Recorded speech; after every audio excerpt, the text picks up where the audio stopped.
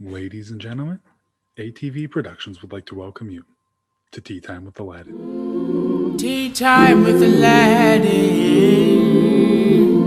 In the morning, when the day arrives.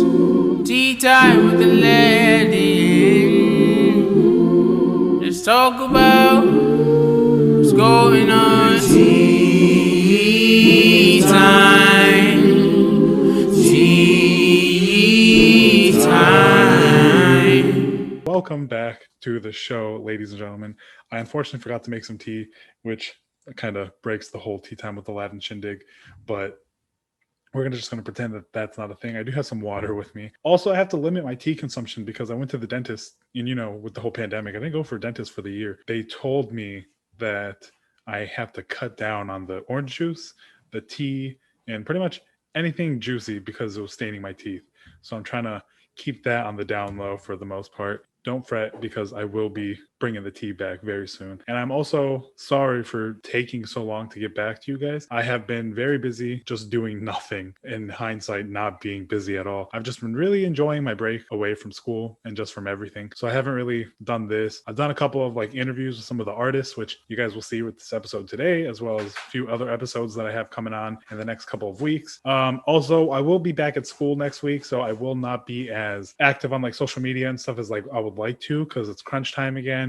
So I will have my, one day out of the week episode, and I'll try to be as involved as possible. If you guys want to reach me, feel free. Also, if you guys are watching me on YouTube for the very first time, thank you for watching, and thank you for joining me on the show. Tea Time with Aladdin is a beautiful show, and I am Aladdin. Before we start getting into what we're going into today and who I'm going to be joining us on the show today, I want to go ahead and do some honorable mentions to some of the listeners out there. In my absence, while I've been taking my break and enjoying my downtime, we've had a lot of new listeners from across the world joining in. For example, I think Netherlands just recently started listening, and Japan. And honestly, I just love seeing that. I just love seeing the increase of listenership and hopefully now viewership across the world. So I hope that increases. I want to go ahead and just thank all my current listeners, and for those of you who've stuck with me for season 1, this is the beginning of season 2, and I hope it's something very beautiful that's about to begin. So thank you, and I hope you guys keep sharing Tea Time with Aladdin with everyone. Don't forget, I am, you can follow me on Snapchat, you can follow me on Instagram, you can follow me on YouTube now, which I will share everything in the link description of the show, all the podcast platforms that I'm on. I'm everywhere. Literally, I'm everywhere now. It's kind of creepy how everywhere I really am. Share with your friends, share with your neighbors, share with your pets. I love when birds start saying my name because that just makes me feel loved and appreciated. But no, literally, share with your exes because some people are weird and they talk to their exes. Share me with the world and share with your neighbors. I like neighbors. We're cool with our neighbors. But no, for real though, spread the word. I hope everyone keeps listening to the show, and I hope you guys join the show. To my tea timers, what's up? Or my tea baggers, depending on how you want to associate yourself. I'm going to stop there, and I'm going to go ahead and get into the nitty gritty of the show. Joining me on the show today, I have two beautiful guests that I know and love. They are here to join me. We have Brendon and Israa over here. Please introduce yourselves, guys, even though I already introduced yourselves. Hello, I'm Brendon. Nice to be here on the pod. Hey. And my name's Israa. I'm 24 and a Gemini. Oh, Gemini, you can't trust her, guys. Anything she says today is questionable. You know what? No, but thank you guys for joining me today. I think the stuff that we are going to talk about it's great contribution conversation wise. And I think collectively it'll be, but nice to see different opinions. I honestly was trying my best to just find someone I don't already know your guys' opinions on the topics. I feel like the majority of the people that I know, I already have an idea of where their views are. I feel like this was a good setting for us to just discuss the topics that I have today, and then just have a good discussion going from it, as well as everyone who's watching and listening for them to also join in the conversation. You know what I mean? Absolutely. Sure.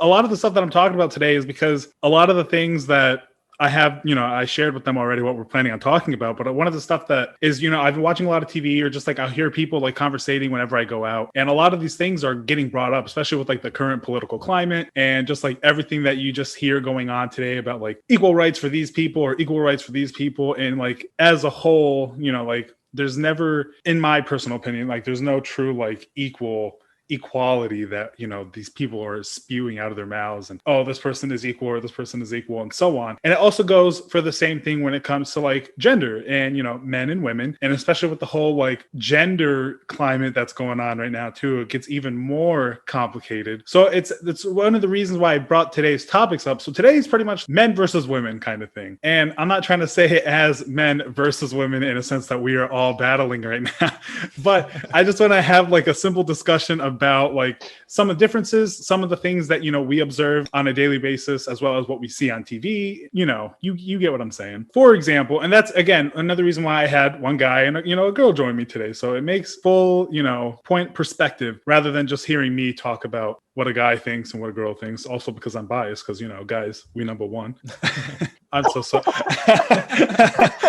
Oh, excuse me. Yeah, I'm sorry. I had to say it. Our first topic comes out to, you know, like hypocrisy of gender roles. And I actually had a conversation with someone not too long ago, and we were talking about typical roles or typical like duties that men would do. For example, taking the trash out, or, you know, like being a nanny, stay-at-home parents type of thing. And, you know, we always hear people say like nowadays, you know, we're 2021 now, 20th century, everything's different, where we live a whole different lifestyle now. Everyone's about independence and being on their own, being their own person. So they're going to say, oh, like, I don't need a man to do this, or like, I don't need somebody to open the door for me and stuff like that, which I totally respect. But then you also have like the people who you see like a traditional role or traditional job, like a nanny, for example. And that was one of the main things that we argued about, was people were always saying like, okay, we can have equality for like different roles, like women working in more masculine jobs. We see a lot more women working in like construction sites. We see a lot more women becoming like engineers, or a lot more women becoming doctors. And so like we see that, and when people see a female in those roles, people are typically like, oh, it's funny that you would choose to do this. And, you know, they always assume that that's like a job for a male, compared to, you know, when a man takes on the role that is typically assumed as a female role, they're like, oh, it's either okay that they're doing it, or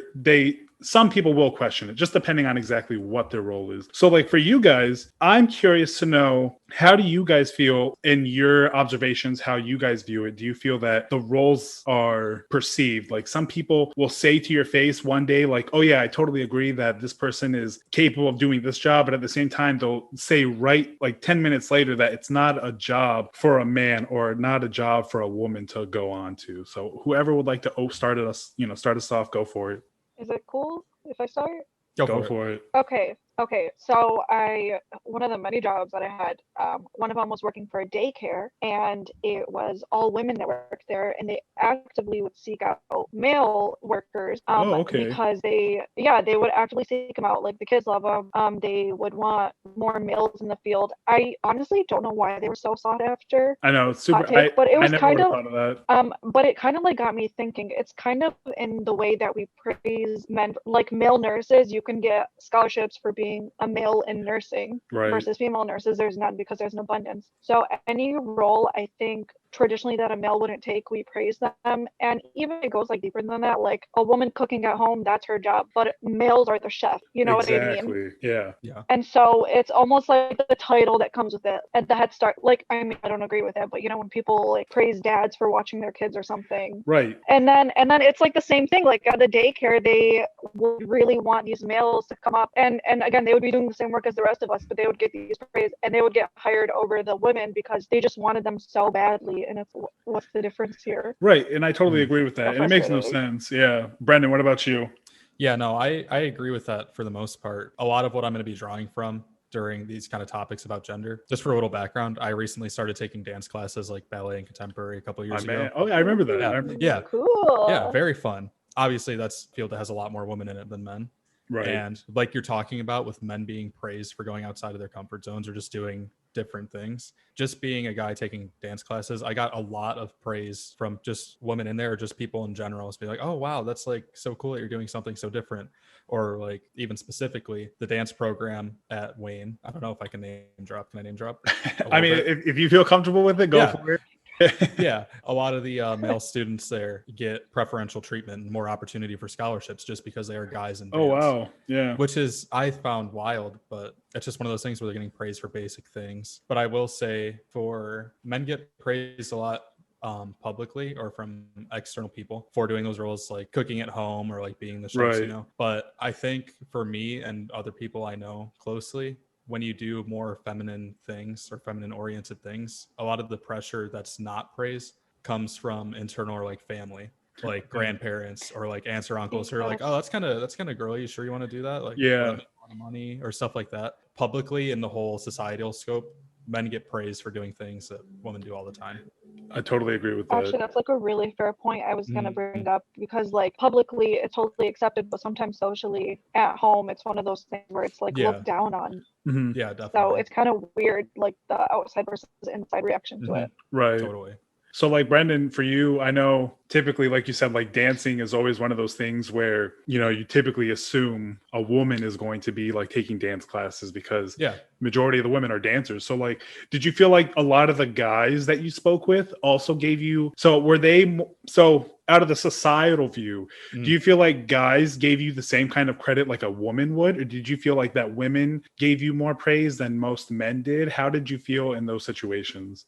So most of the praise did come from women, not men. Right. This was a topic I wanted to bring up for one of the later questions Oh, on this, okay. just to surface it a little bit. Going to when I would tell guys I was in dance classes, and, you know, it's guys being guys. Dude, You know, yeah. that was real smart. I bet you're the only guy in there. Yeah, yeah. Girls. And I'm just like, I just wanted to do something. That didn't even occur to me. Yeah.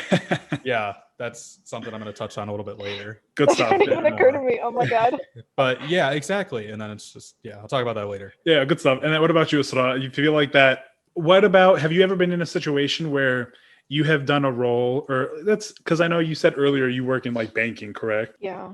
Do you feel like a lot of people that you work with typically would prefer to work with you compared to men? Or does there like ever, do you ever feel like there's a time where you feel that people would rather work with somebody else other than you because of you being a woman in your role? Or do you think it's like vice versa? I think there's like multiple layers to it. Sometimes I don't know if it's just because I'm a woman or it's because people assume I'm like 18 Oh, yeah. and they would rather, because like it's me, this young girl, versus Right. my middle-aged male counterpart, and I'm like, I'm just gonna pretend it's the fact that he's older. That will Right. comfort me. But I have gotten like in past jobs where somebody would prefer to speak to a man. Of course. And it was really weird because I got it twice when I worked a retail job, and the only thing I was a cashier. I didn't have to do anything other than just scan Yeah. their stuff. But for price checks, they're like, "Well, I'd rather check with a man," and I'm like, "Okay, that's Yeah. really weird." But I think honestly that's more of an ageist issue I have at work. Fair, very fair. I think.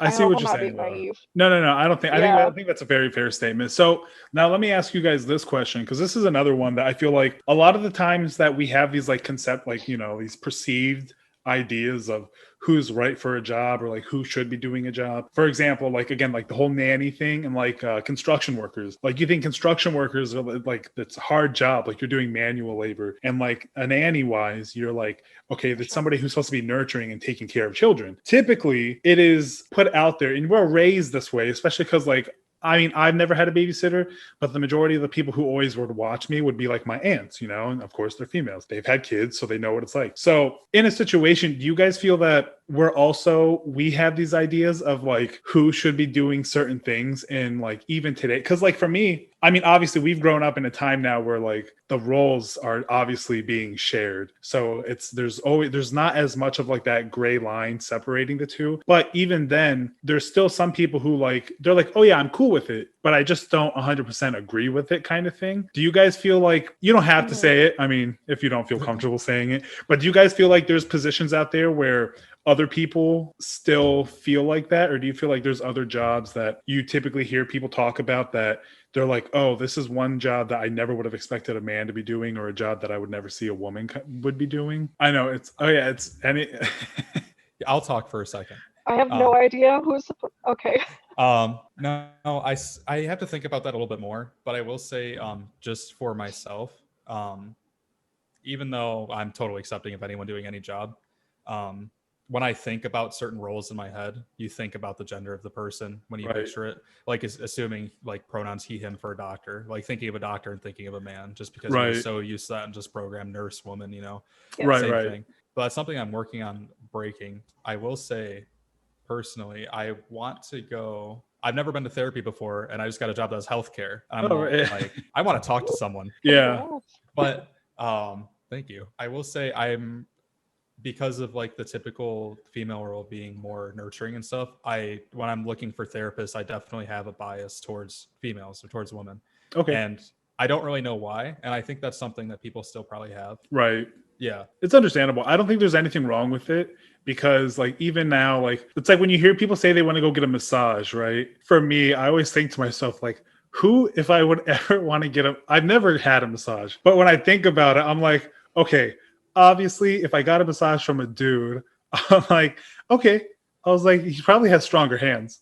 But at the same time, I'm like, do I really feel comfortable with getting a man, like a massage from a man? But at the same time, that's like me just being an asshole. So yeah, it's so an it's internal like thing. Exactly. And then Yeah. it's like if I got a girl to do it, I'm like, okay, obviously that's typical. But it's like, I mean, it's one of those things. You just don't know how to feel about the situation. And Yeah. I don't plan on getting a massage anytime soon. But but what about you, Israa? You think you have anything?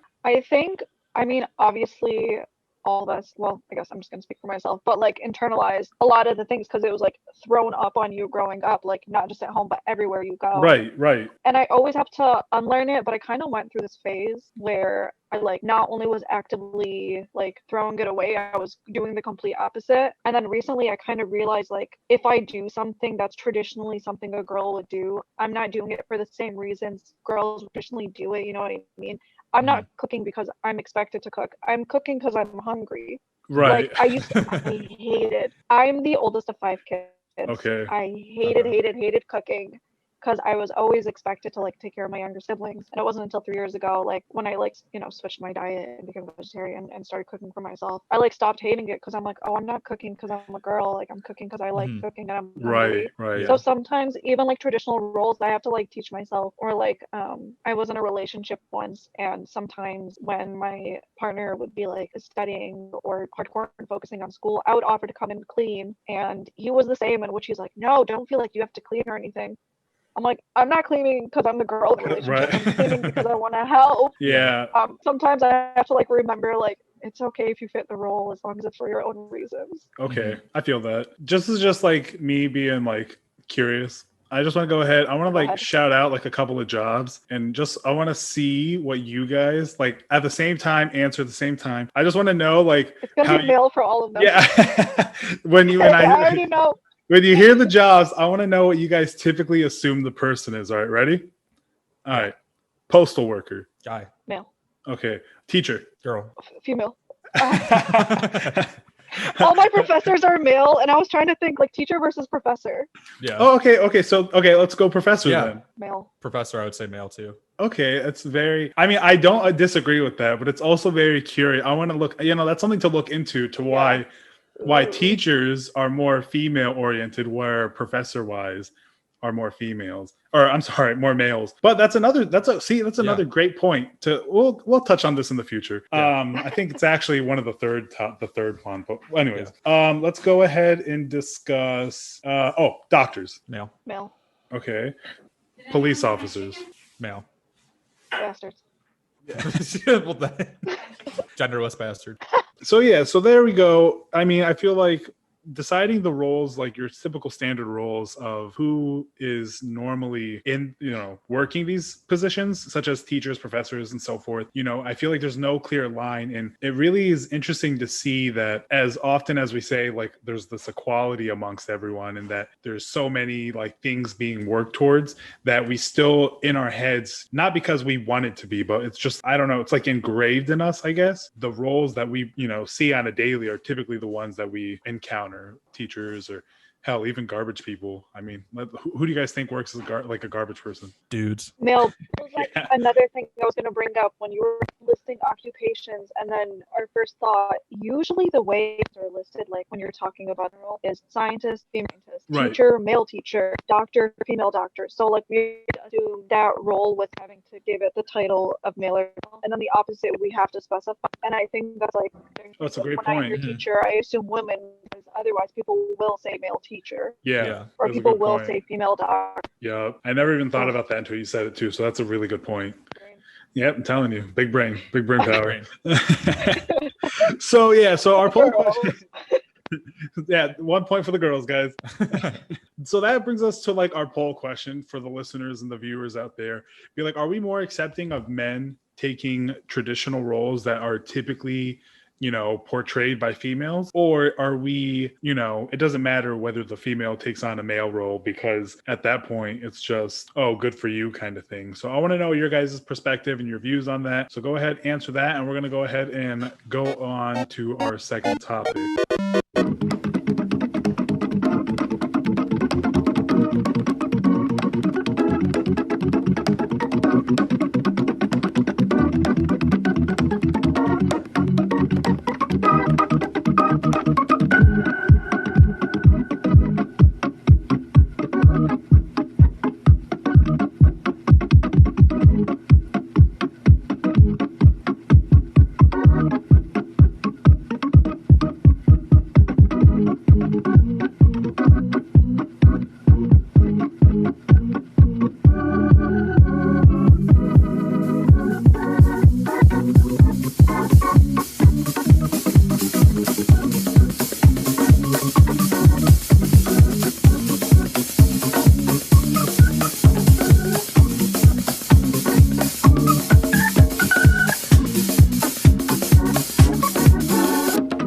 And we're back to discuss more of the beautiful intricacies that men and women have to offer in the world. And one of the things that came to my attention in conversation with one of my friends not too long ago was the concept of friendship, specifically friendship amongst men and women.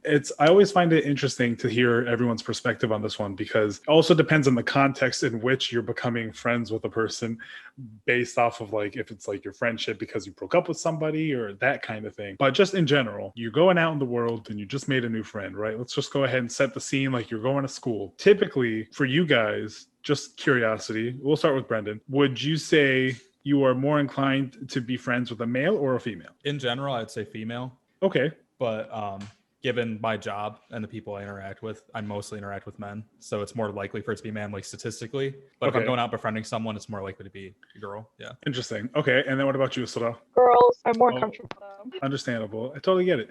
Do you guys feel that when it comes to friendships like that there's 100% capabilities of a friendship being truly platonic, where it's true, like there's no other intentions other than just being friends with the opposite sex? I think so. I will elaborate on that after you answer. Or now. I will elaborate now. I don't know who's going. I think he was saying... No, it's all good. It's all good. So yeah, I think growing up, I definitely was not capable of that. And I think that's a big societal thing. All of like, I don't know why Adam Sandler was the first thing that popped in my head, but Adam Sandler made a lot of movies growing up, right? Yeah, true. And I saw all of them, and all of them are about a guy winning over a girl or something. Right. No matter what the actual premise is, there's a guy winning over a girl. I think still to that day, that's his movie. Yeah, exactly. Yeah, right. So like everything you see, not just him, like most movies, most shows, even the cartoons we grew up watching, there was always, anytime they interact with a girl is cooties or they want to kiss them. Yeah. And growing up even through high school, probably the beginning of college, if I'm being completely honest, it was hard to not have that in my brain. Now as an adult and just more reflecting, I think it's definitely something I'm capable of. I recently was a roommate with a girl for a few months, and I was totally just platonic friendship thing. Right. Lived with girls multiple times. No, definitely capable of it. Started dancing. Definitely capable. But I think what I touched on earlier with like anytime I brought up me starting dancing to guys, instantly they're like, I bet you're the only guy in that dance class. Those are good odds. And I'm just like, okay, yeah, whatever. So even if I'm not thinking about it, it gets brought up by them, and then it's just something you kind of have to be like, haha, yeah, whatever. Or confront. And if I don't feel like confronting that, I'm not going to. I'm just like, just brush it off, whatever. Agreed. But down to the family thing, like I said, I recently lived here with a roommate, Madison, for a few months, and my family knew about that, and all of them were saying, "Oh, that's real not good. You're not going to do something stupid, are you?" And I'm just like, I'm an adult, and it's just all that being put into your head, and like down to like I remember my grandpa making one comment. I was visiting him, helping him with some yard work a few months ago, and I was leaving, and I was like, all right, I'm gonna go back to my apartment. He's like, hey, you gonna get lucky? And I'm like, what? No, Right. no. Right. And that's something I actually confronted at that time because that pissed me off a lot. Yeah, I think for guys it's much different because there's all that pressure being put on you. Even if you're not thinking about non-platonic or like sexual relationships, it gets put in your head repeatedly by the people you're around or Right. media. Yeah, I think as adults, it's absolutely something that Agreed. can be maintained. What about you, Israa? So I do have a lot of guy friends, but most are gay. Uh, So I think that's like another like factor, I guess. But for me, I think guys and me friends, and I do have a straight friend. I would assume we're friends also. So of course. Why wouldn't we thank be? you for confirming that.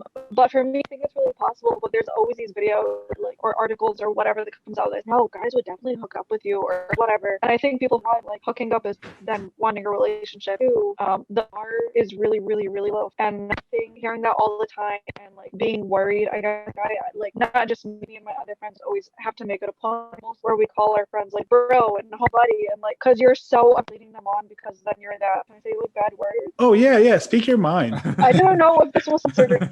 You don't want to be that bitch because everyone's putting me on this whole time, and it's like all I did was be nice and like did nothing more than Right. So I just like it. I feel much more comfortable being the guy like once I establish those boundaries. And sometimes they think I'm like stupid, and I always like I know I look 16, and I know you're not attracted to me. I need you to know I am just your friend. And Yeah. I have to do that all the time.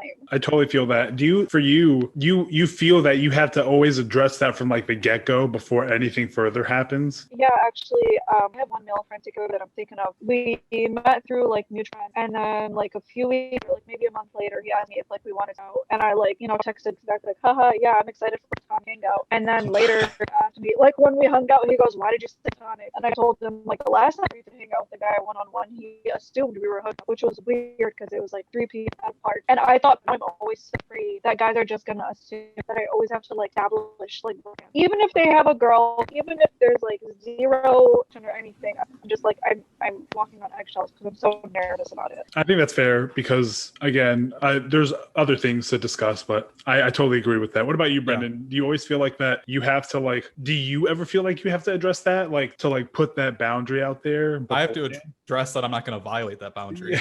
Yeah. It's not, I don't have to worry about I do girls have being friends. weird. I have friends who like before they hang out, they already know, and they'll be like, "Hey, I'm gonna hang out. My sister's gonna be with me. We're just gonna grab a like." They're always like so conscious, and I feel bad that they have to. Yeah. Know. Yeah. It's just something that has to happen. I mean, just with the client, with how everything is, and it can be unsafe to be a girl sometimes. It's just good to put that out there, Right. To let them know right away. Yeah. Yeah. No, honestly. Yeah. No, I agree with you. I feel like I don't feel like a lot of people actually do that. I think that's a really cool thing for you to do because I just think that one of the big points that you actually brought up, which is something that I think is like very important to the topic, is that you could initiate the most friendliest of friendships between whether it be a dude or if it's a girl, either way, with the purest intentions. But the moment someone says something to you and puts that like idea in your mind, it starts to like, one, it messes with you because not only is the one person thinking it, but multiple people are thinking about it. And it's kind of like they pressure you into doing something that yourself you don't want to do. Yeah. Right.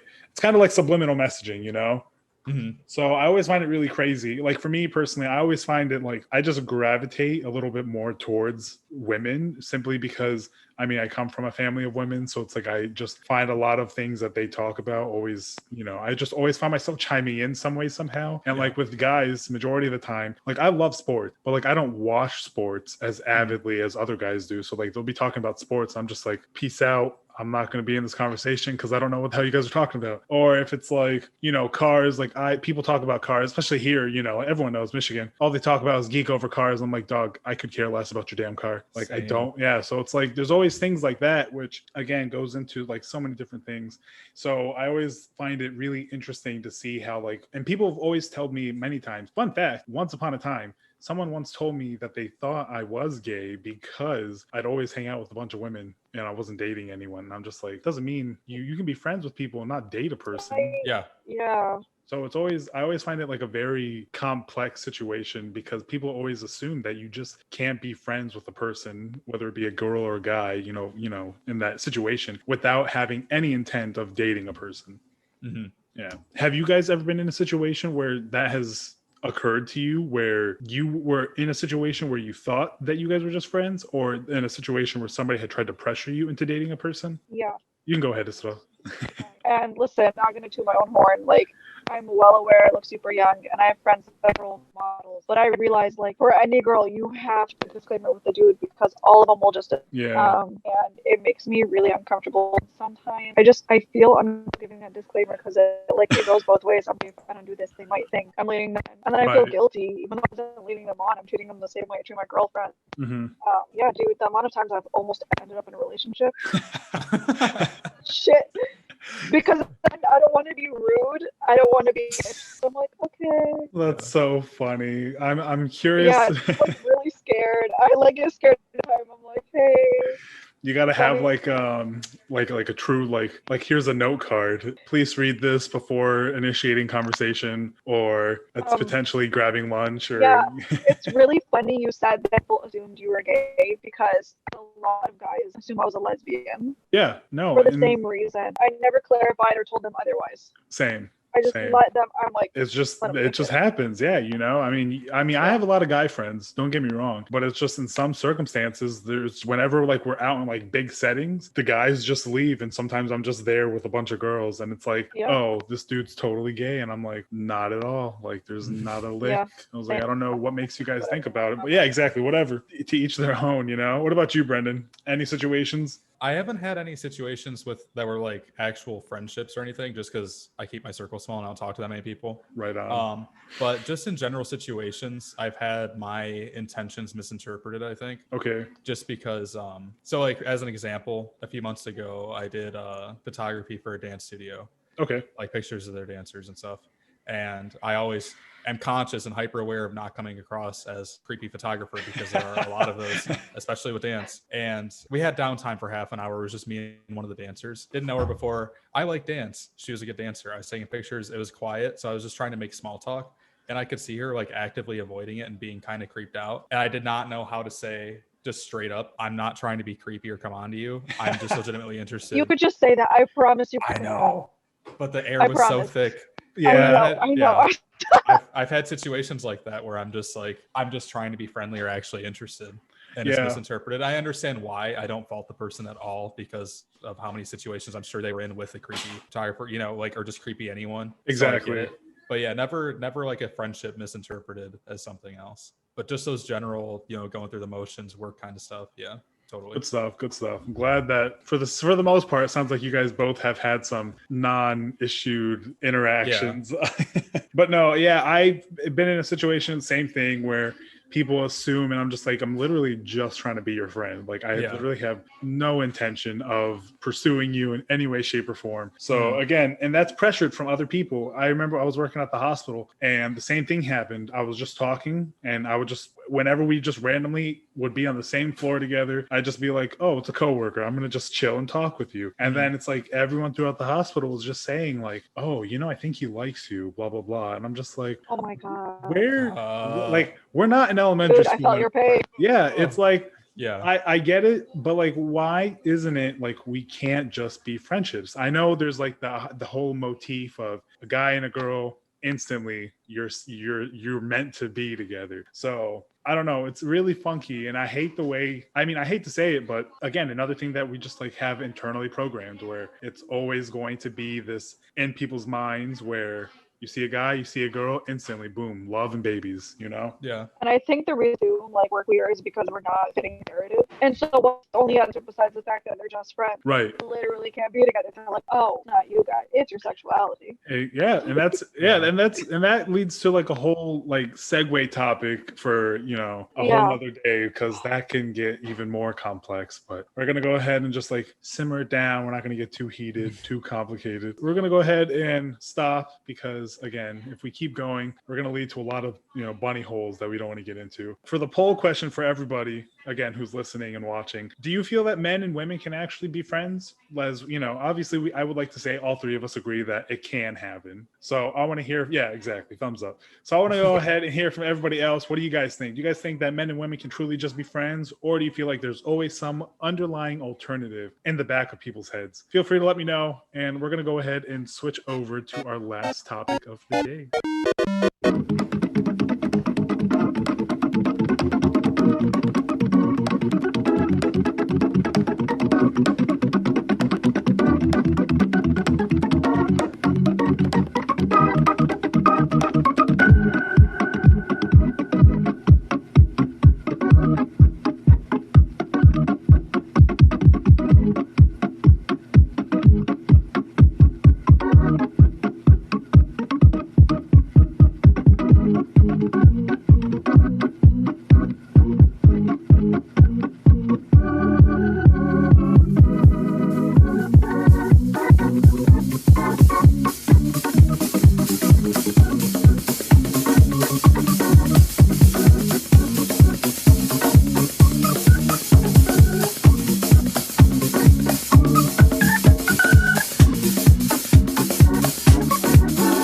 And welcome back to our last and final topic for the evening. I hope you guys are all having a great time. I hope you two are both having a great time. Heck yeah, having a great time. Great. That's what I'm talking about. Look at the motivation, right? Yeah, if you guys ever want to start your own podcast, just let me know. I can give you all the tips and all the fun jazz. Oh, hell yeah. Yeah. But so we already discussed all the different things in regards to men and women just being friends with each other. Is it possible? And we've also discussed the ideas of men and women switching roles, accepting of those roles. So our last topic really comes down to, it's kind of like piggybacks off of the first topic, but I want to discuss men and women in authoritative positions, right? As we discussed earlier, we've seen that we have this like ideology of which roles or which positions we would typically see men in, or like dominantly men, and which ones are dominantly female. Now, what happens when those switch, right? How is it different? So like for me, I've been in situations, I've had like a handful of jobs. And I mean, obviously coming from a household where like majority of my family members are women, I always have this like mentality of, just like women in higher positions. But of course, we come from a patriarchal society. So it's very man dominant, so it's like majority of the jobs that we see are obviously, again, dominated by men. Now, of course, nowadays it's different. What are the differences that we see or that we've encountered that, you've noticed that are different between when a man is in a, higher up position compared to when a female is in a higher up position? Do you guys firsthand, have you felt that, what are some differences that you've noticed or that you've encountered between when a man is in a higher up position compared to a female? I'm going to use my current boss as an example here. All right, go for it. But current boss, nice enough guy. He's very, very, very firm, or if he's a woman, bitchy. But he's he's ex-military, and he's really into self-help motivation. The Marine wrote a biography about how to improve your life. Oh wow. Books, those guys. So he uses terms like extreme ownership and hope isn't a plan and all that. Like really, really militaristic stuff. Right. He's just come up to me and asked me to do push-ups with him before. Right kind of demanded, right? But like I wouldn't, nothing would happen if I said no. But like much like higher up position pressure and. Get your ass here, do some push-ups. What if that was a girl? Do you think that'd be tolerated? That would be. I think that people would look at that. Yeah, I think people would be like so weirded out if a woman did that. Yeah, for him, it's like, oh yeah, I know he's guys being dudes. But if a girl were to be in that really militaristic, extreme ownership and like working out at work and all that, it would be viewed negatively, I think. Oh, totally agreed. Yeah. And I feel the same way when it comes. Yeah, no, I agree with you, because like even now, like when you see like women bodybuilders. And like, again, men are typically the ones out there getting ripped like that. But when you see like a woman bodybuilder and like they're just like ripped, and I'm just like, they can kick my ass. Yeah. And I'm like, damn, like props. But like other people are just like, oh, like why would she want to do that to her body? Why does she like her feminine body? Exactly. Yeah. I see you cringing over there. Yeah. Every time a female bodybuilder on my timeline up in a click on the comments, and it's like, guys don't like this. Like, That's not the she point. does. That's Right. the whole point. Yeah. She is it. No, and I just think it's so crazy when you see stuff like that, because you always, again, it really comes down to just like this horrible mentality that we've just continued to adopt year after year from, like, you know, the dark ages, that you just can't see a woman in a high position without it being taken completely the opposite direction of what they were actually going for. Like you said, they're either going to be looked at as like some bitch, or they're going to be looked at as like the most strictest person in the world, when if it was a dude, it's expected. You're like, oh yeah, He's a businessman. Yeah. exactly. He's about his business. And if the woman was to be strict, she can't deviate from that. It's not, you can be like a cool woman working in the office. You have to be taken seriously. Right. And so you literally can't slip up. No, true. And I've had situations where, I think when I worked at Chipotle once, I had a female general manager. Yeah, I worked at Chipotle. The best burritos you guys have ever had. And she was there, and it's like, the moment she showed any kind of kindness, it was instantly like, oh, she's our friend now. And the moment she lost that stern persona, it was game over. Everything was just, she switched over to being like stern again, and she was like, oh, she's the worst, she's out to get me, kind of thing. And I'm like, no, she's literally just doing her job. To see that, and then I have been in a manager position at said Chipotle, and I know I was kind of big. I was, I had my eggs in the row, or my ducks in a row, and my eggs. Of a celebrity. What can I say? I shine when I can. But no, it's like, whenever I was like serious, I mean, I also had to make sure I wasn't too friendly, because look at me, I'm so happy and I'm so friendly. So I had to make sure I had I drew the line. I could goof around but still be serious at the same time, and people just took that as it was compared to that. And then my last position at the hospital only had female, supervisors, and when you see the way they act, power suits, always had to be, well represented, and it's like, okay, I totally get it. And then the same thing, the moment that she deviated from that stern, I'm authoritative type, presence, everyone was after her. And I mean, when people talk shit about your supervisor and stuff, I'm typically not that guy, because I just do my job. As long as I get the days off that I always need, there's never any issues.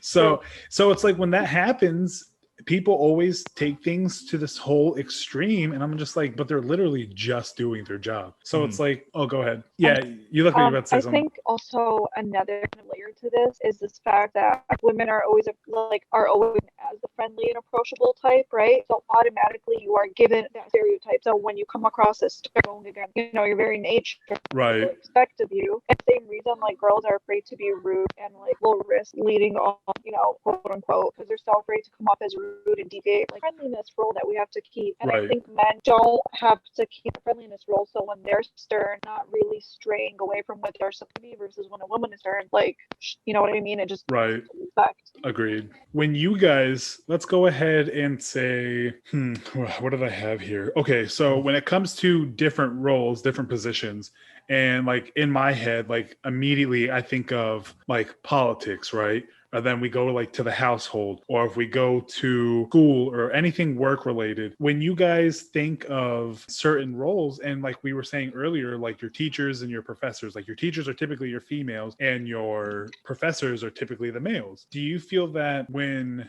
you do encounter a female professor or a male teacher, grade level wise, do you feel that they have to live to that expectation in order to be the best that they can be? Same with let's go ahead and talk about recent politics, right? You see Kamala Harris, who just became the first African American, person of color vice president. Do you feel that she has to act to a huger extent that every other vice president, has just essentially drifted on by? Do you guys feel that they have to really live to those titles just to prove that they're capable? Yeah, absolutely.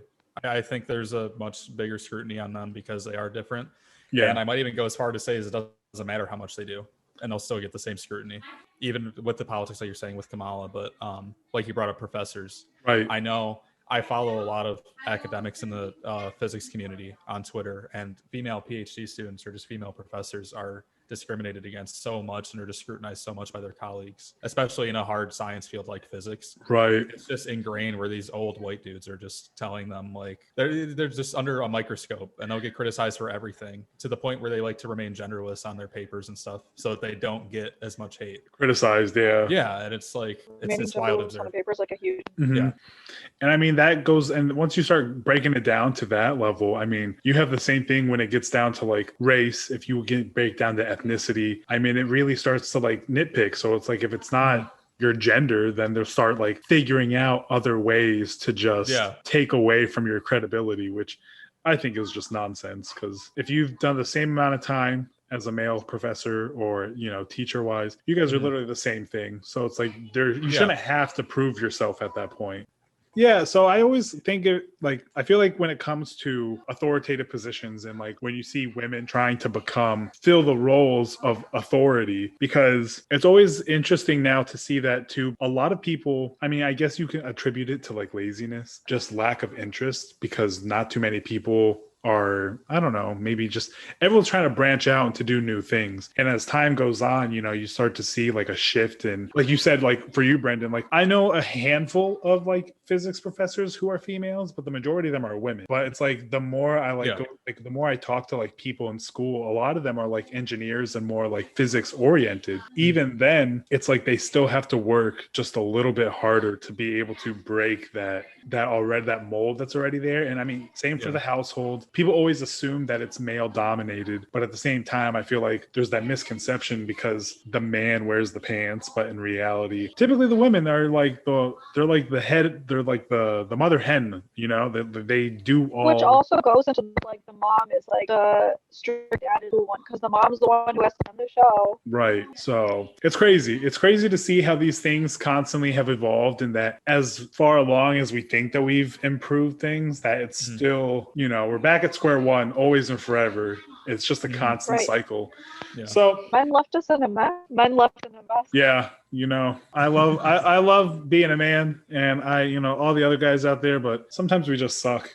I'm sorry. It's life. Life is hard. But no, you know, other than that, I'm going to go ahead and do you guys have any final comments that you would like to contribute based on any of the topics that we've discussed today, or share any final words of wisdom that you would like to share to the people? I have one thing that popped in my head that I didn't get a chance to say. Go for it. From an earlier point. Don't have to talk about it too much, but it's just something I thought and want to put out there. The thing you were talking about with like guy always putting it out there, like it's if you're having a friendship with a guy, it's platonic.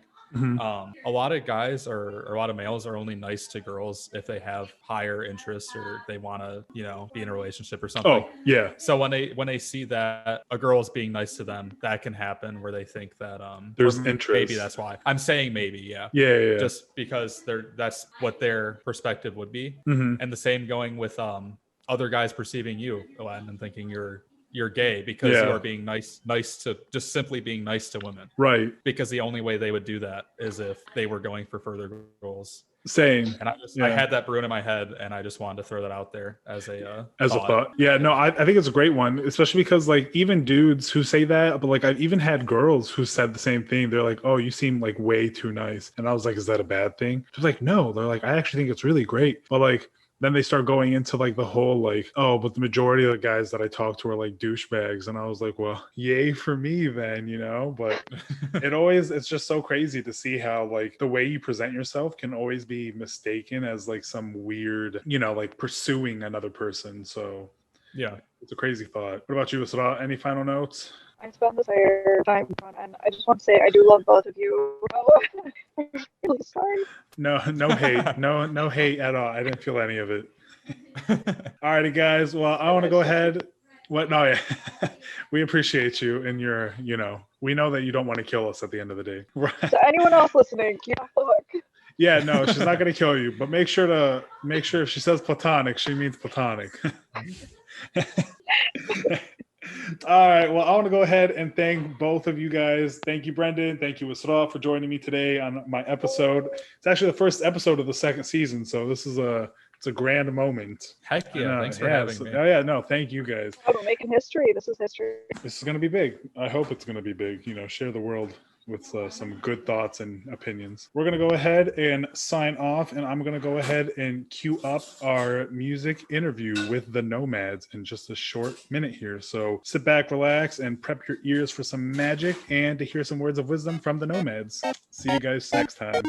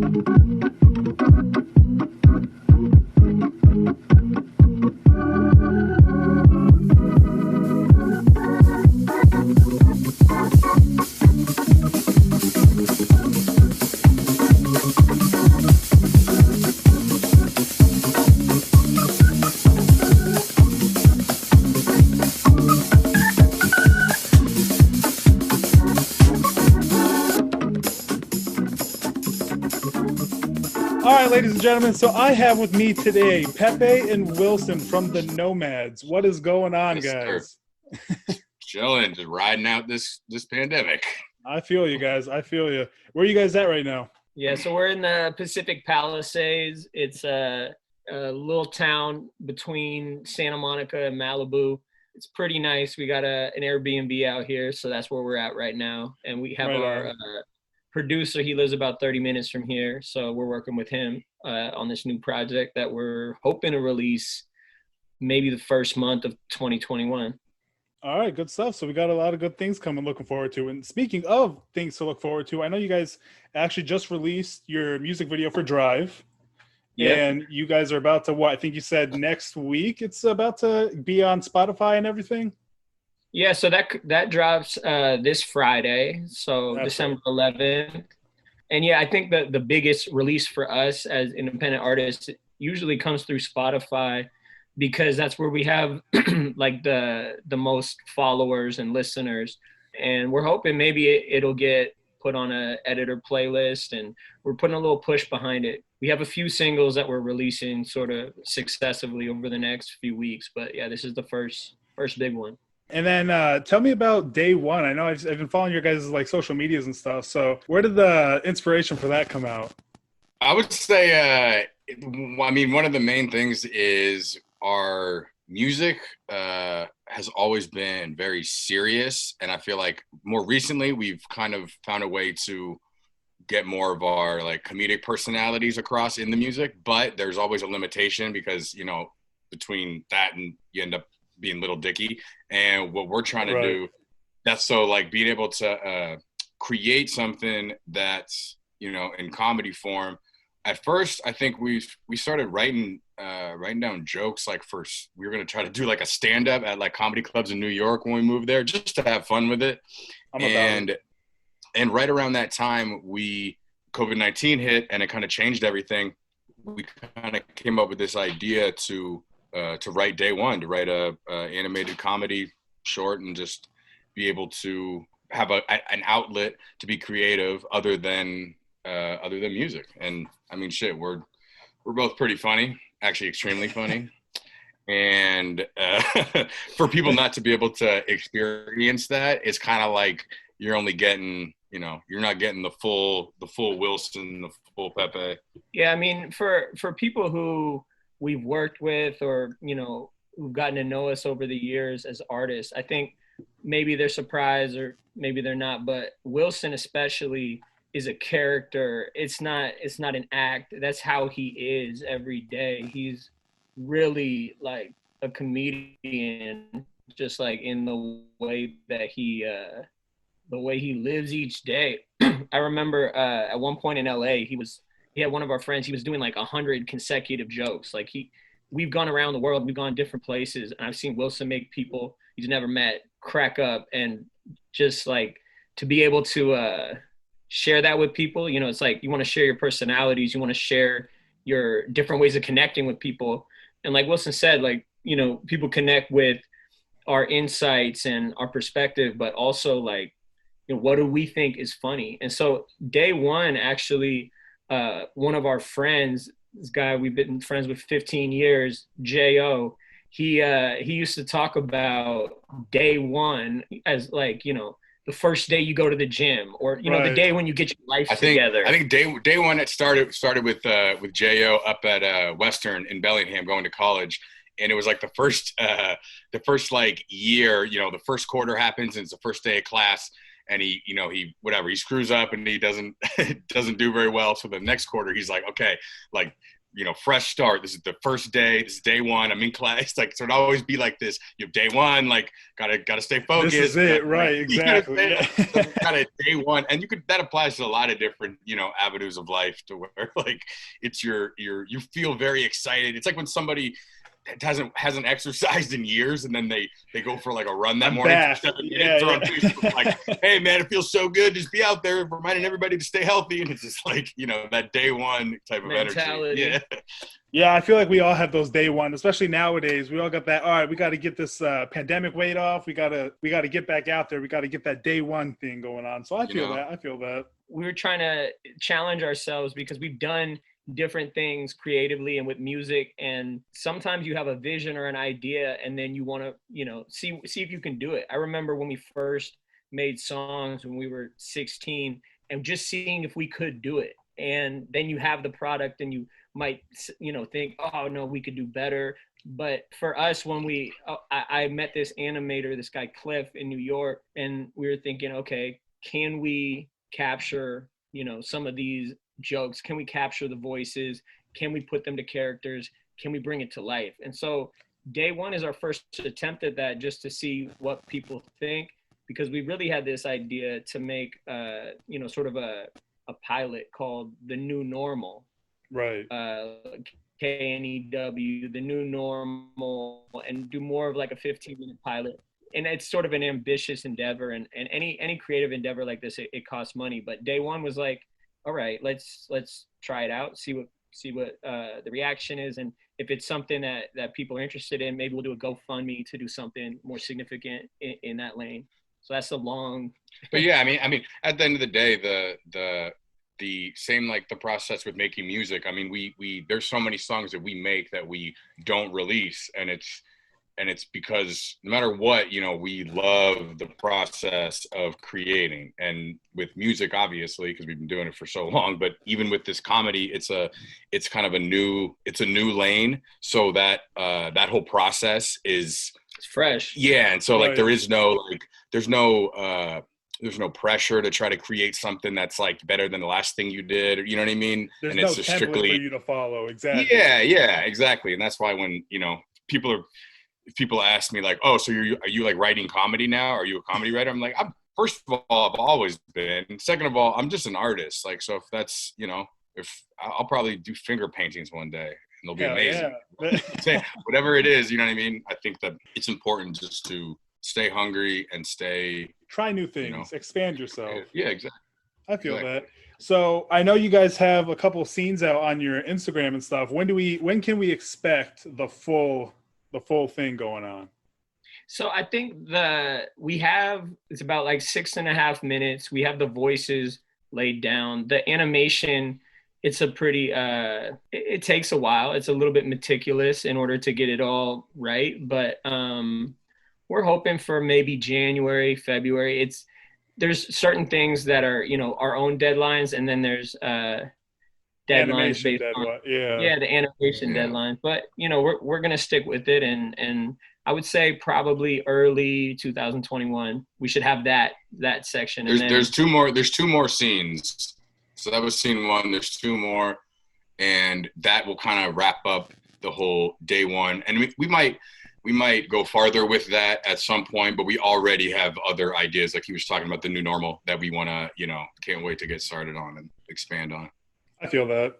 Yeah. So, and that's one of the things that I wanted to have you guys on the show, is because, I love your music, and I also love how you guys are always striving to do something new with your work. Like you said, there's not just one limitation to what you guys have, like your talent wise. There's always something else that you can channel your time and your energy towards. And you can see that from your music and the different projects that you guys have. So like that's one of the questions I wanted to ask you guys when it comes to like your music and everything. Where does your inspiration come from? Like what is like the biggest hurdles that you guys face in the industry that you feel like you had to like accomplish or like you had to like hurdle over to get to what you guys, you know, what your end goal, you know what I mean? Mm-hmm. So those have changed, you know, depending on, because we've been making music since together we've been making music since like 2005, 2006. So Right. our goals at that time when we were in high school, I mean, our first goal was like, can we rap? Like, can we make it, like even before we made songs? Because that's the thing, I know a lot of rappers and not every rapper makes songs. Like they Right. just, And not every person that makes songs can actually can rap. actually Can rap. rap So, like, it our out, first- right? Yeah. So I mean, because me and Wilson, we entered in this like citywide battle when we were 16. I remember, no shade, but I won the battle. I won this battle in Renton, and that was a huge thing. It was a freestyle battle raps, because at that time that was really that was the hurdle, was like, can you rap? Can you rap better than some random person? If this guy is the best rapper in this scene or at this party, can you battle them? Can you show up? And then I think working with Jesse and making our first songs, it was like, can we make a listenable song? Can we make a song that other people want to listen to if we're not playing it for them? Because a lot of artists, you start making stuff and it's hard to you're so biased towards your own work, you can't really tell. So I remember the first time there were other kids at our high school, or a year or two after college, some people came back and they're like, oh, these people in Boulder, Colorado, they were playing your songs. And that was like a sense of like, oh, okay, we make songs that are good enough of their own accord that we don't have to tell somebody to listen to. Right. It just, somebody doesn't have to listen or say that they like it because they know us or because they, you know what I'm saying? I feel that. They they want to came listen to it because they can. It's good music. Yeah, exactly. But I mean, there definitely was, an era of time. It's like, you're always going to have people in your circle, or people, oh, you're trying to do that, they're trying to keep you down in certain ways, or cast doubt and stuff. And it's like staying persistent, having faith in your work. So I think that was one of the first hurdles, was like, how do you ignore the naysayers or not let that jade what you're making?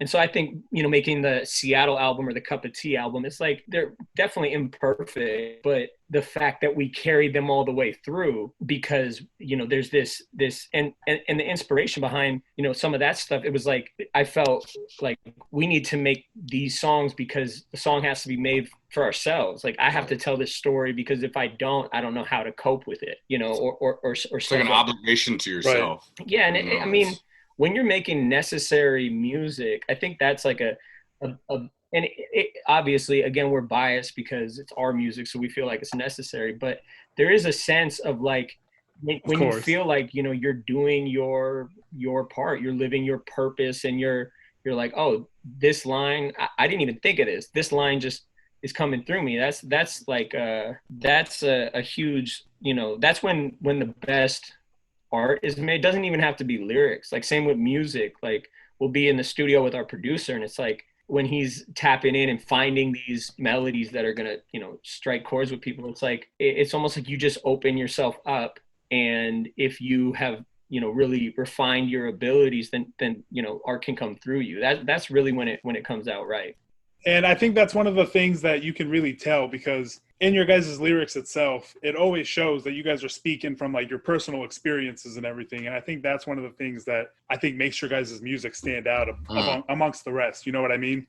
So what is it that you guys feel like music has brought to you, like opportunity wise, like in your personal lives? What do you guys feel like is like some of the greatest opportunities? I would say off top, two things. One is the connections with the people that like we've met through music. And I don't just mean like people that we've worked with, but just fans and just people in general that we've met that, and to elaborate on that, also just, being able to travel and go on tour, which because we wouldn't have met those people unless we could go on tour, you know what I'm saying? So I think the traveling, the being able to go different places and make real connections with people while we're there, I think those two things are kind of tied together, but I would say those hold a lot of weight. Right. I mean, when you even the term, fan, it's like somebody who appreciates your music. And if you've shared your life, then they feel like they know you to an extent.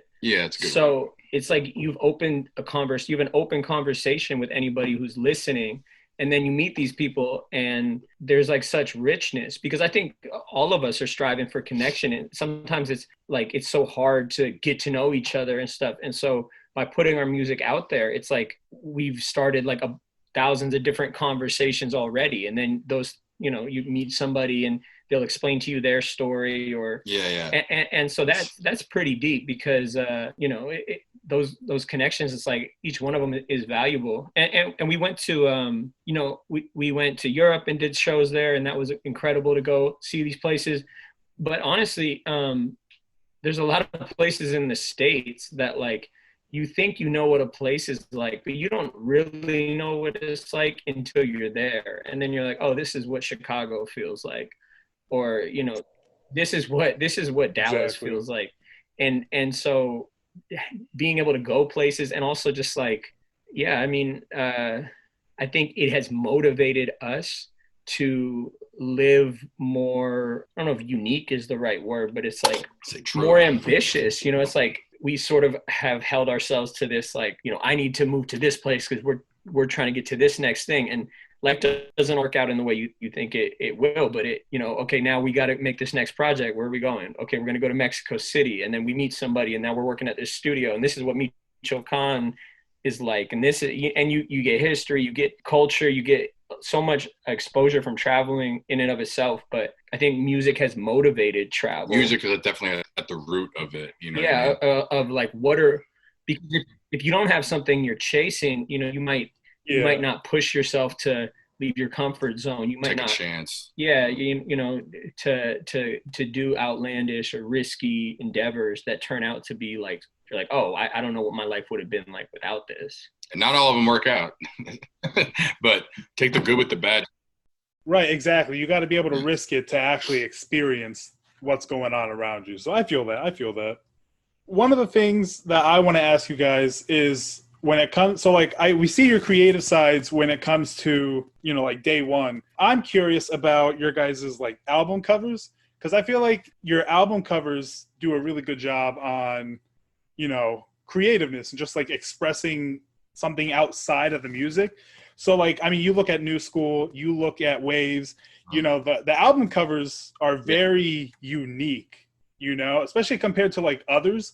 Who does that? Is it you guys, or do you have somebody or do you guys, like, where does that come from? Well, luckily we've been able to work with some very, very talented artists. But yes, the direction, the idea definitely comes from us and Henry Ward. Henry. It's there are multiple levels of people who are involved in helping to bring these things to life. An album cover is just one aspect of a vision brought to life, similar to Day One. It's like, oh, we have this idea of how, Wilson is going to be Winslow Thompson, and this is how he's going to look. And then somebody who brings your vision to life. I mean, it's because for me to say, oh, I want, thinking of an album cover, what if there were a bunch of animals and then like a octopus doing this and then this and then that? Well, those were just words, you know what I'm saying? So like for somebody to bring that, you know what I mean? It's obviously there's only so much direction you can give somebody, and then you completely see the artist's side of their portrayal of what you envision. So it's kind of two visions coming together to create like a really cool piece of art. And so like we did 3 projects where the art was done by Henry. He's a pretty famous artist in the Seattle scene. He's a muralist. You'll see his art all over Seattle. And our friend Ilaria, she connected us with him. Basically, he's just a really good human, and he's just awesome. He came out to our show, and so initially with the complex animals design, we were like, okay, what we wanted to convey is that ultimately human beings are animals. We might want to forget that, or we have shame around it, but really, like, we're biologically connected to all these other complex creatures. And then you look at human beings and the types of tools we're using, whether that tool is a computer or a syringe or whatever it is that human beings do. I mean, people are really doing all types of wild things.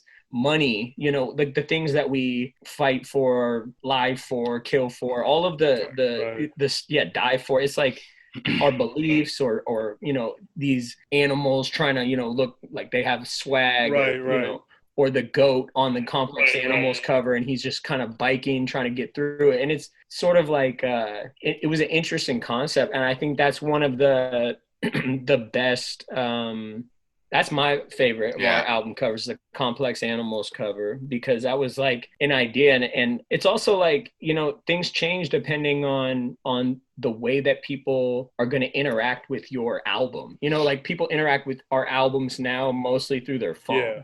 So you're going to see this sort of like a small 2-inch by 2-inch album cover. And that's part of why we chose to go with Henry as an artist, is like, the style that he could do would make it pop and make it, you know, make you want to zoom in. Yeah, make you want to zoom in. Make you look for a sec. You know what I mean? Because like it gives you something to look at, and once it's like, it's one of those things where it's like the more you look, the more you see.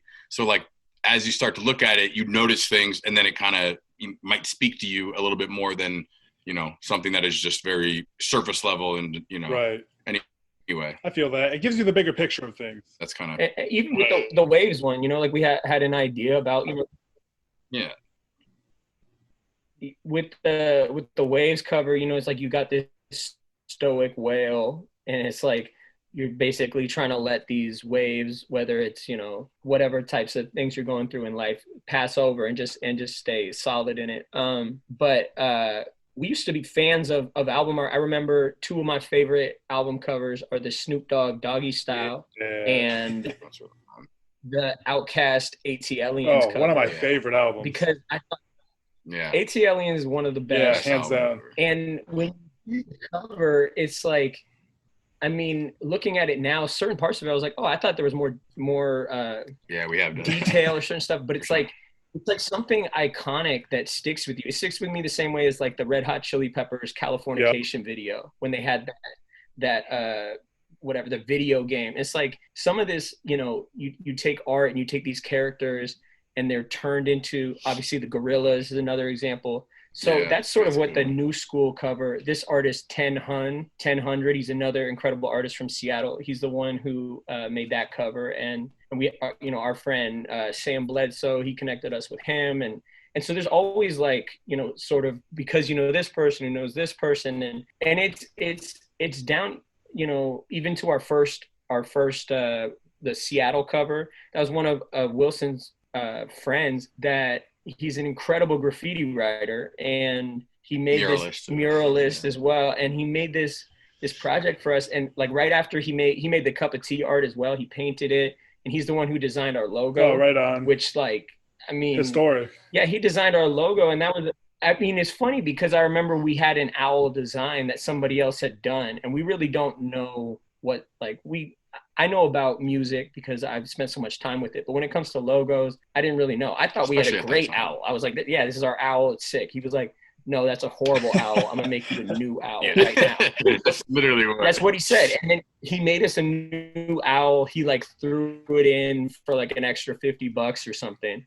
And that owl for the past 10 years. Once we saw it, we were like, okay, there it is. Yeah, I was like, that's the mark. The Nomad mark right there. but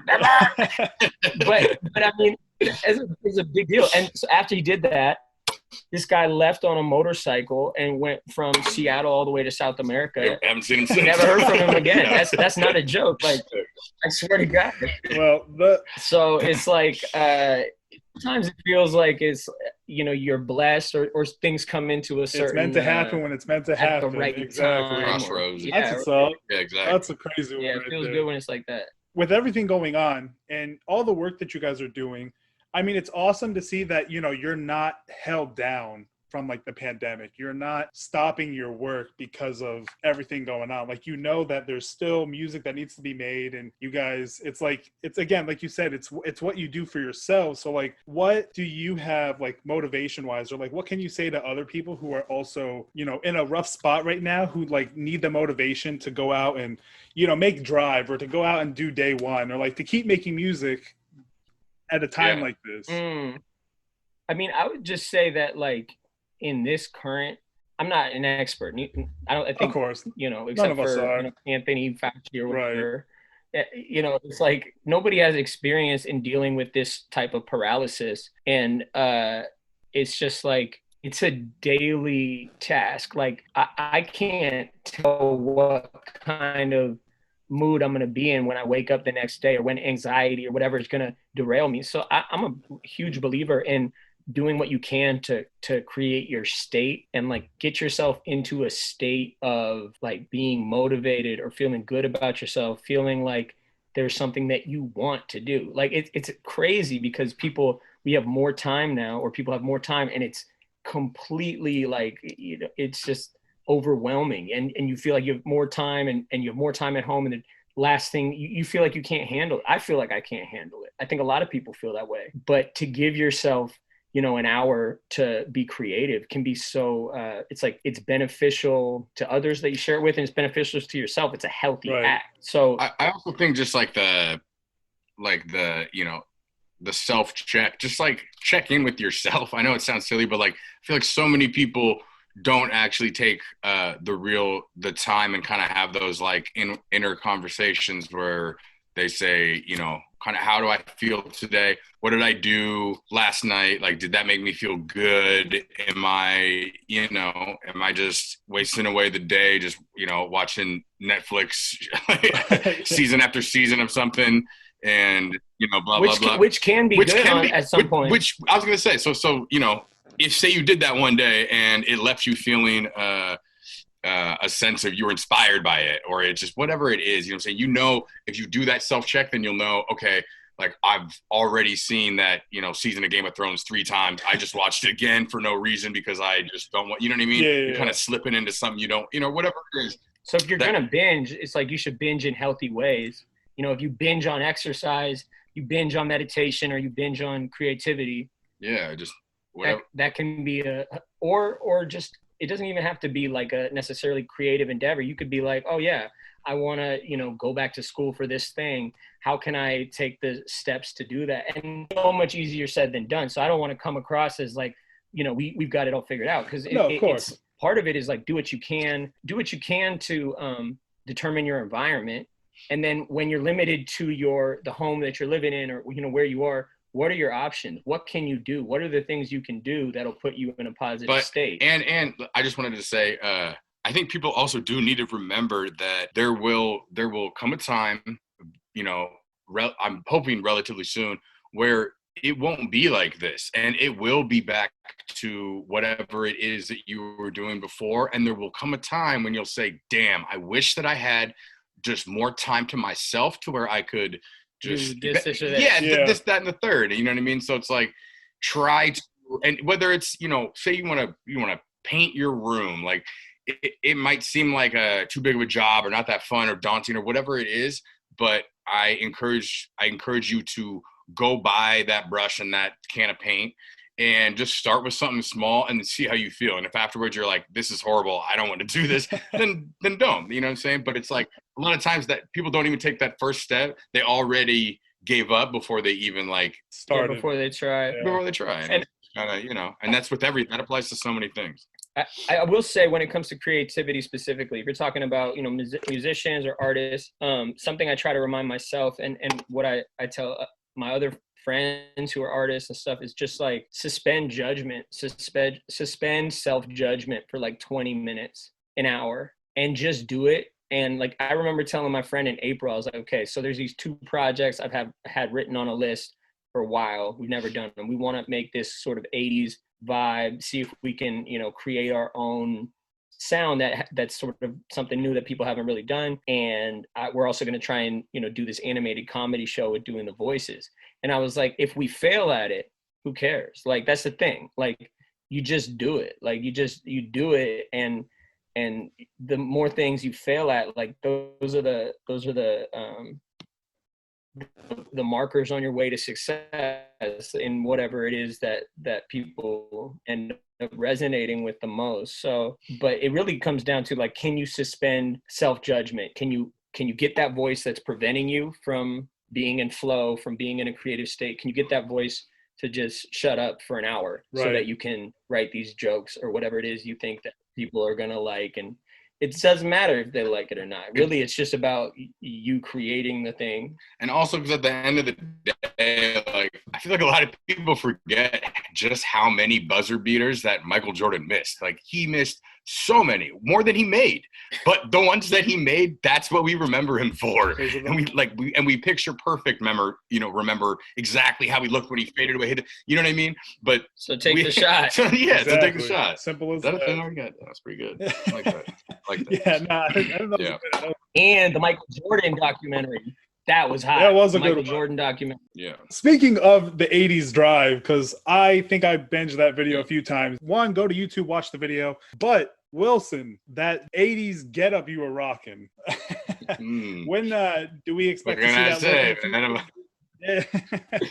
I think the mullet, the business in the front, party in the back. You already know. So I definitely like to put that type of not just creativity, because it's kind of a different kind of, it's just kind of like this it's another way for me to get like my personality across, which is like, sometimes like that's my personality, you know what I mean? Or in the Renaissance video where I played that the funny neighbor barbecuing and just acting a fool.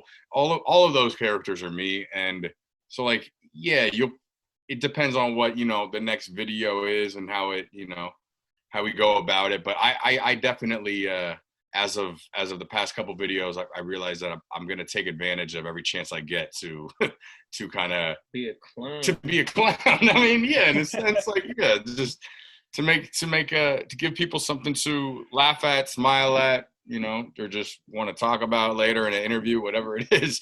I'm going to give people that, that piece. The energy. Yeah. Sometimes I feel like that guy. Sometimes I feel like, I'm walking down the street and just spraying perfume and just, I got money on the line and on the phone. And oh, yeah. And honestly, I think that's one of the best parts about it, again, because for both of you, I mean, between the get-ups and then the cool dance moves you guys be rocking out over there, I think it's some quality stuff. Before we finish up here, I just want to go ahead and so I always play a song out of your guys' music for like the highlight of at least the songs that I like to emphasize that like, whoa, that song hit me. I think that song is like a great song for people to listen to. And I know you guys referenced Complex Animals earlier, and that's the song that I'm actually playing on the episode today, Lost Generation. Oh, okay. So oh, yeah. So I want to actually, I love the song because you guys released the album a few years ago. And I feel like all the stuff that you guys refer to in the song is a lot of the stuff that we, are faced with today. Still, like everything is still very relevant. So like what was going through your guys' minds when you guys were doing the song? So Lost Generation specifically. You could do specifically just Lost Generation, or if you want to just, I mean, I know you mentioned earlier about the whole Complex Animals, theme, but I mean, that's probably the one that to me is I mean, that's why it's the title track on the project, because I mean, and you'll see it more and more. It's like anywhere that we've lived in New York, we've lived in Southern California, Oakland, and you'll see people living in tents, right? Like that's just like something. It's like, oh, people are, houseless.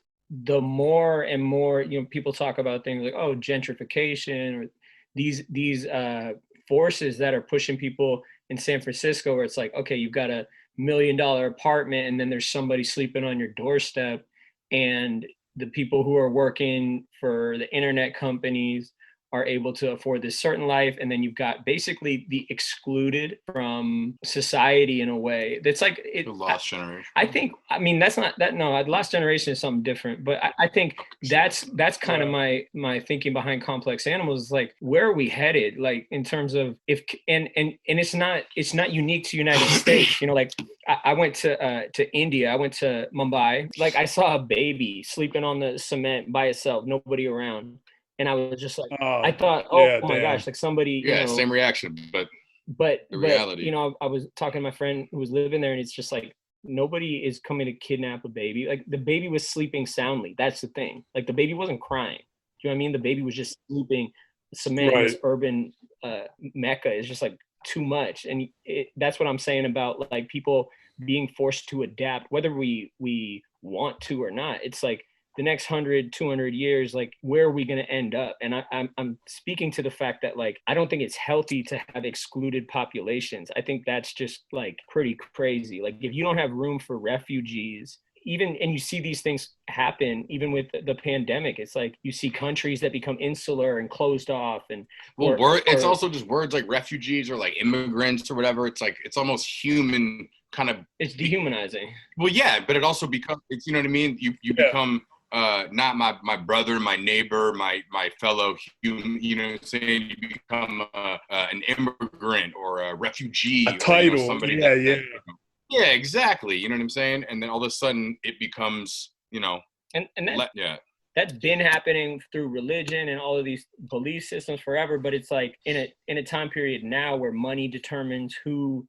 is a part of society, who can afford, you know, like, can you afford food? Can you afford shelter? And so you'll go any of these crazy cities in the world, like there's incredible extravagance and people with incredible amounts of wealth. And then you'll see so many people living in poverty. And I don't know if it's more real when you see it somewhere else and you're like, wait, like this is a trip, you know, like in Asia, you're like, oh, wait, this is a trip here. Or is it more real when you see it in Oakland or in Seattle? Like when does it strike you as a more close to home? And that's kind of why Complex Animals has you know, this has Complex Animals, that song, but also Life on Earth or Better World. You know, there's a couple different kind of sounds to go along with that theme. Yeah, to kind of elaborate it in a different way, whether it's like kind of a more kind of bleak outlook on it, or just kind of more as a realist, or it's more optimistic, or if it's more kind of like angry, you know what I mean? And Lost Generation is of that same school of thought of, you know, what can we do? And like, what are people even going to be receptive to? That's another thing. It's like having a positive message in music, or, you know, telling people, you know, the world won't change unless you change yourself. We're saying that to ourselves. Right. Like, I'm writing a song to remind myself to live at the best version of myself. You know, it's like, how do I expect the world to change? How do I expect, you know, the world not to be a toxic place until I remove toxicity from my own psyche, or my own relationships, or my own, you know, relationship with myself or with God or with whatever. It's like, you have to find a way to get right with yourself. But yeah, Lost Generation, yeah, I mean, it's like, it's a lot easier just to act as if nothing matters, you don't care. It's so much easier to keep yourself numb than to take a inventory of yourself and look at the things that you can change. And I think having conversations with, you know, whether it's a parent, a teacher, you know, coworker, some person at the bus stop, whatever it is, sometimes those can be tough for whatever reason, you know what I'm saying? And I think music is an awesome platform to use to just to kind of like touch on those things, whether or not, you know, even though it seems like it's only one way, you know what I'm saying? We're also saying that to ourselves. And also when the person hears it, they kind of react to it. So they're kind of having a conversation. They're kind of, you know, they're going through the thought process, you know. I think that's a beautiful thing to trigger, you know what I mean? That's the whole point, is to trigger an emotional response, you know, a thought, however you feel about it, you think, you know? Yeah, it's like if it makes you think twice, then we're adding to the consciousness. But I mean, also it's like so many of our friends and peers are with us. It's like people don't know what to do. Like, actually speaking for our generation or whatever, you look at it, it's like, what are we told we're supposed to do? Like, make money, save money, get a house, provide for your family, and like, if other people can't figure it out, that's on them. That's like basically what we're told. So I guess I'm just supposed to get money and compromise my values and whatever. And it's hard to try and change that for yourself. Like, how do you stick true to like what's real in your heart or your soul, your conception of what matters, outside of the things that are kind of being projected onto you? Like, basically, if you don't have this amount of money, or if you're not doing, then you're not worth as much. You know, it's hard for us, even as artists, not to wear that. So I think it's hard for everybody not to wear that feeling like money determines your worth, and how many likes you have on Instagram determines how valuable your thoughts are. It's like, that's definitely not true. But why do we have this initial response to these things? Like, you know, so that's what I mean about being in a lost generation. All right, guys. So I'm going to go ahead and play Lost Generation for you. So sit back, relax, and enjoy the beauty to your ears.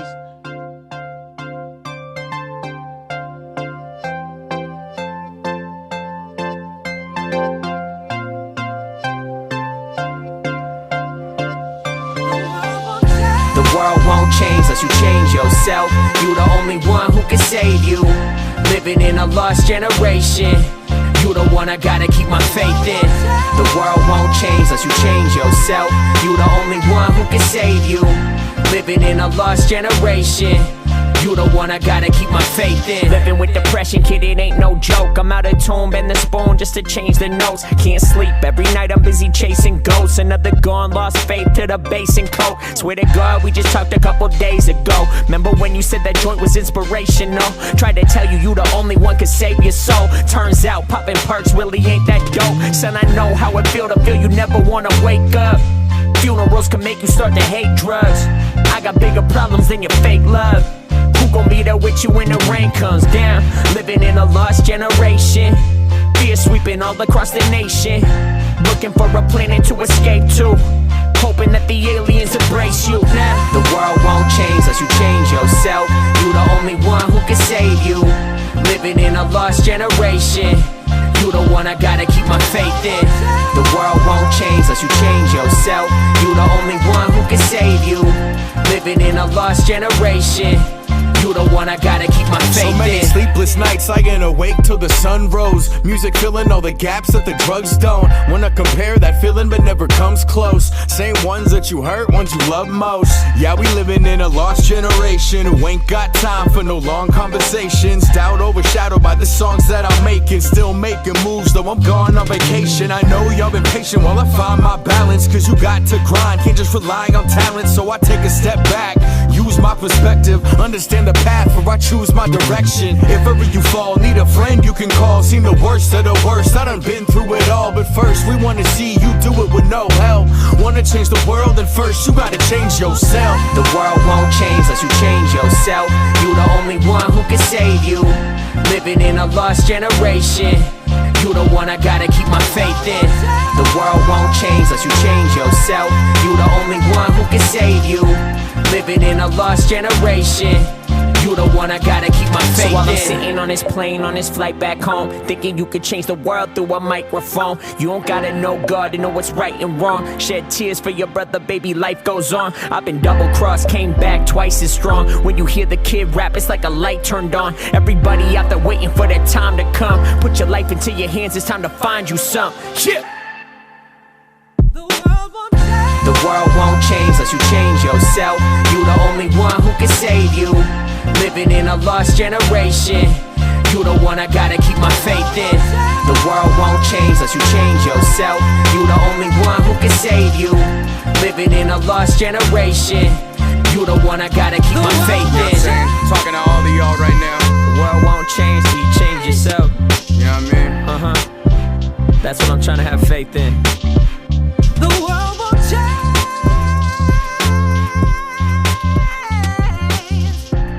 All right, guys. We appreciate it.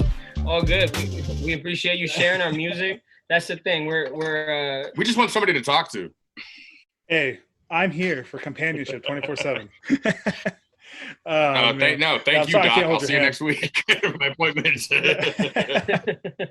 Yeah, let us know Yeah, I'll get you some prescriptions. Let Okay. me know what you And, need. and those lab results. Yeah, I got you. Let us know. Yeah, we'll be in guys. touch, and hopefully all your listeners, if you're looking for Knowmads, you could search Knowmad Fam or find us on Spotify, Knowmads, KNOWMADS. I always say go to Spotify because that's where you can hear our music, and that's really what we're trying to share. Right on. Peace All right, out. guys. Peace out. Yeah, Thank thanks you so so much. for Have a nice taking the night, time. guys. See you, man. Peace. And there you have it, ladies and gentlemen. I want to go ahead and give a shout out to the Knowmads once again for joining me on the show. I mean, it's a pleasure talking to you guys and a pleasure being able to share your music. And to all of you who are listening, I hope you guys enjoyed the music just as much as I do. Because, again, I'm pretty sure every song that I've played on the show, once you get a taste, you get hooked for life. Am I right? So go ahead and check them out. Again, I would also like to give a shout out to Brendon and Israa for joining me today. Your guys' contribution and discussion on the topics for today have been great, and I loved it, and I, hope to have you guys on the show again later. I know it was a little rough for you guys as well, but, we made it through it. So again, thank you all. And for the rest of the sounds that you guys heard on the show, new sounds, new season, everything's fresh. We have our intro song, Thanks to Kamau. For those of you who remember Mango from a couple of episodes, for a few episodes ago, he, of course I used the song, and he asked if I, wanted a jingle for my podcast. So super cool guy. If you guys want your own jingle for your own podcast, or just your own jingle just to have, be like, hey, Kamau made me a jingle. Go ahead, hit him up, super cool. He'll do it for you in a heartbeat. Great sound jingle, right? What else? Oh, then we got Woody Goss for Tea Time for the intermission song. Woody Goss is actually a member of Wolfpack, but of course he did his own little rendition of Tea Time. And I couldn't think of a better song to put in there than Tea Time, So I want to thank all the artists for the music. I want to thank everyone for listening. Please and always share the show. Again, I'm on Twitter. I'm on Instagram. TeaTime with Aladdin. All my stuff is going to be on my link page within the description, as well as all the information to the artists that you heard today and their web pages, the whole kit and caboodle. So check them out, check me out, share us all, and I can't wait to see you guys next episode. Peace and love, guys. Take care. Oh, yeah. Sponsored by LaCroix. No, it's going to happen.